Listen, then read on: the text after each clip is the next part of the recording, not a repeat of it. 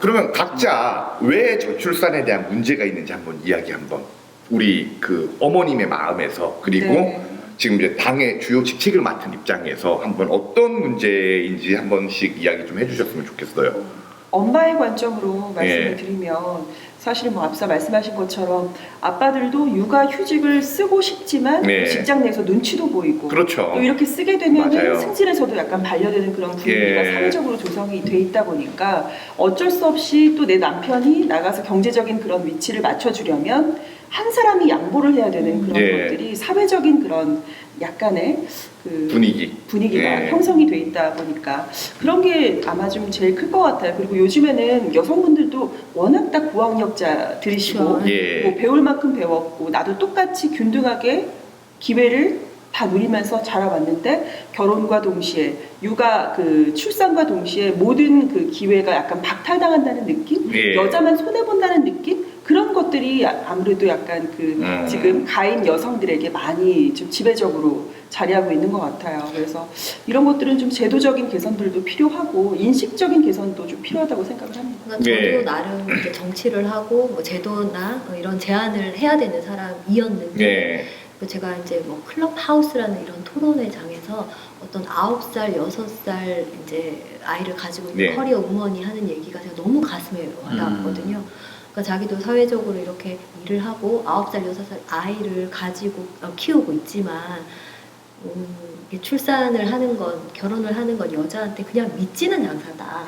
왜 사회가, 부모가 나한테 이 얘기를 안 해줬는지 원망스럽다고 얘기하더라고요. 근데 그렇다고 내가 아이를 사랑하지 않는 건 아니다. 난 아이를 너무 사랑한다. 근데 이제 나와 육아 사이에서 이런 이제 모순이 있고 고민을 하게 된다. 이러면서 제가 그때 좀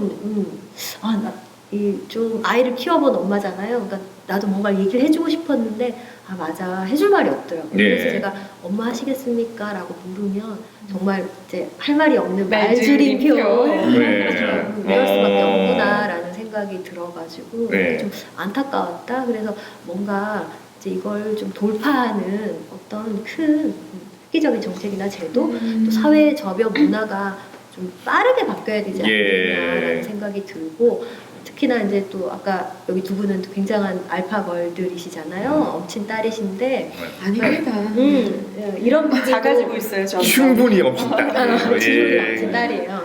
그러니까 이런 분들도 경력 단절을 걱정하고 그러니까 육아를 걱정을 걱정하시잖아요. 그러니까 그러지 않게 이제 좀 많은 획기적인 변화가 있어야 되겠다는 걸 예. 좀 우리 정치하시는 분이나 제도권에서 예. 좀 받아들여줬으면 좋겠다. 바꾸셔야죠. 목소리를 또 크게 들어야겠다. 네. 그러니까 이제 저는 이제 근본적인 문제는 아까 그 가치관의 변화라고 생각을 해요. 사람들의 인식관인데 사실 지금 정부가 가장 큰 이렇게 과오를 저질렀던 게 남성 여성을 갈라치기 해버렸어요. 그러니까. 지금 남녀가 아이고. 여기 우리 스태프분들은 상당히 좀 나이가 젊으신데 남녀가 서로 사랑하라고 이렇게 어떻게 보면은 신이 만들어낸 존재인데 계속 뭔가 반반 쪼개지는 느낌? 아니 서로가 이제 토벌의 대상으로 보고 있어. 20대 특히나 10대 뭐 지금 30대들 보면은 서로가 서로를 토벌의 대상으로 보고 있다는 그러니까 거예요. 직장에서도 조심해야 될 부분을 더 그렇죠. 차단을 하게 되는 거죠. 미혼율 증가하고 그리고 이제 그 요즘에는 이제 출생률 미혼율이 증가하니까 출생률도 당연히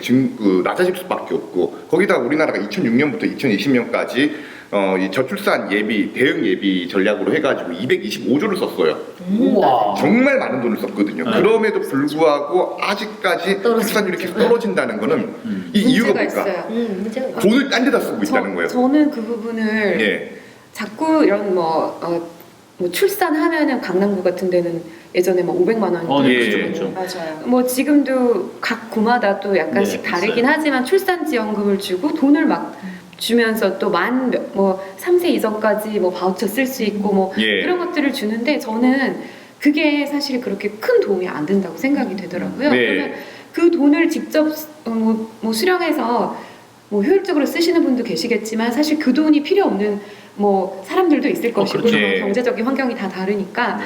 근데 그렇게 뭐 일률적으로 한다기보다 저는 아예 이 사회 자체가 조금은 너무 경쟁이 그렇죠. 되고 있기 때문에 그 아이를 그 경쟁사에서 키워내는데 들어가는 돈이 사실 너무나 많이 드는 거죠. 저희가 뭐 사실 애들 학원비가 얼마나 듭니까? 네. 그러니까 이게 사실 출산율은 교육 정책과 그 이후에 뭐 취업과 그런 모든 경제까지 다 이어지는 그런 어떤 우리나라 전체에 이 문제가 다 함축되어져 있는 문제인 것 같아요. 그래서 저는 조금은 또 문화적으로도 다양하고 꼭 공부 1등을 하는 사람이 성공하는 게 아니라 다양하게 정말 21세기는 얼마나 지금 아이들한테 공부만 하라고 가르치지 말라고 교육청에서도 그런 그 학부모 강의를 하시더라고요. 그렇죠. 그래서 그런 어떤 다양성이 인정되고 다양하게 아이들이 성공할 수 있고 사회에서 잘 될 수 있는 뭔가가 그런 사회라고 한다면 아이들을 낳고 키우는 것 자체가 맞아요. 더 그렇게 행복해지는 거죠. 부담스럽지 않을 것 같아요. 네. 뭐 북유럽 같은 데 보면은 아이들이 꼭 대학을 가야 되지 않고도 충분히 행복하게 가정 일찍 마치고 들어와서도 가정 안에서 행복하게 지내는 그런 모습들이 저희한테 또 시사하는 바가 있는데 그렇게 전체적인 변화가 우리 출산 정책 하나만을 두고 본다기보다 더 필요한 것 같다. 네. 전체적으로 봐야죠. 좀 장기적인 관점으로 그런 인식의 변화도 좀 시도를 해봐야 될 것 같고 예. 아까 말씀하신 것처럼 각 지자체에서 뭐 500만 원, 300만 원 이렇게 주는데 사실 그 돈을 받기 위해 아이를 낳는 사람이 어디 있겠어요? 그렇죠. 네. 언발의 오줌누기죠. 네. 500만 원 받아서 그 아이 한 명에 들어가는 돈이 어마어마하잖아요. 그래서 사실 이런 것들은 말씀하신 인식의 개선들도 좀 필요하고 아예 그냥 정말 통 크게 아이 한 명 낳았을 때마다 지원금을 주는 것도 어떨까 이런 생각도 좀 해봤어요. 그러니까 윤석열, 어쩌면 예. 정치라는 게 가장 쉬운 방법으로 문제를 해결하려고 하는 게 아닌가. 네. 돈을 준다는 건. 그래서 지금 막 포퓰리즘 얘기가 나오는데 실제로 우리 그런 지표를 보면 개선되는 게 없거든요. 그래서 그러니까 가장 불편한 사회 저변의 그런 문화들을 우리가 조금 하나씩 얘기를 하고 불편하지만 얘기를 꺼내서 해결을 하려고 하는 게 저는 좀 필요하지 않나라는 네. 생각이 들어서 그거는 네. 이건 뭐 정당 이런 차원을 떠나서도 네. 같이 좀 얘기가 돼야 될 것 같다라는 생각이 들고 네. 안 되면 또 계속 목소리를 좀 내자. 그래갖고 이제 지금 윤석열 후보가 지금 공약을 내는 부분들이 바로 그런 부분이거든요. 이제 그러니까 국가가 책임진다는 부분이에요. 육아 자체를 우리나라가 80년대 이후부터 사실 실패한 게 산하 제한 정책 이미 그때 폐지를 했어야 되거든요. 맞아. 2000년대까지 우리가 계속 유지를 하나만 했어요. 다 잘 키우지. 그렇죠. 사람 그 가치관을 그런 식으로 바꿔놔 버린 거예요.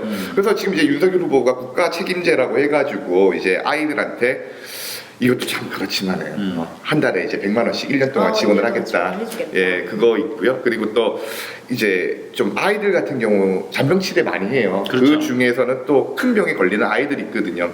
그 아이들에게 최대한 지원을 해주겠다. 뭐 그런 부분들도 있고 그리고 이제 육아, 뭐 유치원이나 이제 어린이집 관련돼 가지고 그런 지원을 확대하겠다는 공약들이 있는데 아까 뭐 다들 공감하시겠지만 우리가 이게 인식 변화가 이루어지지 않으면은 맞아. 출산율 절대 안 늘어납니다. 진짜. 원래 아이 한 명을 키우기 위해서 한 마을이 필요하다고 하잖아요. 예. 혼자서는 절대 못 키워. 맞아요. 맞아요. 맞아요. 네. 과거에는 뭐 어릴 이걸 때 네. 우리가 이제 말로만 하지 말고 이제 같이 실제로 실천을 할 수 있는 네. 그런 게 굉장히 필요하다 생각하고 저희 정치권에서도 가만히 보시면은 다시 경력을 복귀했거나 이런 분들을 잘 찾기가 쉽지가 않아요. 예. 네, 그런 부분에서 우리 정당에서도 또 좀 기회를 열어주는 예. 이제 그런 것들이 또 되는 예. 기회가 되었으면 좋겠다라는 생각도 해봅니다. 아무래도 오늘 그 저자 우리 김진영 저자가 하신 말씀이 단절이라는 말씀을 쓰셨잖아요. 본인도 이제 16년 만에 둘째를 임신했을 때는 아마 분명히 그런 생각을 했을 거예요. 아 이제 인생 끝났다. 아 이제 어떡하나. 아마 분명히 그런 생각을 하셨을 네. 거예요. 내가 어떻게 여기까지 왔는데. 그러니까 그러니까 저는 이게 무슨 의미지? 뭐 어떤 뜻으로 신이 나에게 아이를 주셨지? 이제 그런 네. 생각을 저는 예. 굉장히 많이 했죠. 그 큰 깨달음을 또 뭔가는 또 얻어왔을 거예요. 왔었는데 지금 이제 둘째를 키우면서 이 책도 내셨고 이제 앞으로 또 정치를 계속해서 또 이어나가야 되는 입장에서 아마 큰 대변인이 될 것 같습니다. 네. 주변에 많은 또 워킹맘들이 아유 나 이제 인생 끝났어 라고 그 생각을 분명히 하실 거거든요. 네. 하지만 그런 생각은 이제 안 하셔도 된다라는 말이 이 책에도 나와 있듯이 네. 그런 얘기들 많이 해주시면 좋지 않을까. 58페이지에 나와 있죠. 58페이지. 정확하게 알고 계셨네요. 네, 58페이지 넷째 줄. 찾아보자. 하지 마요. 봅시다. 하지 마요. 아니, 봅시다. 절대 하지 마요. 아니, 봅시다. 퀴즈 하지 마.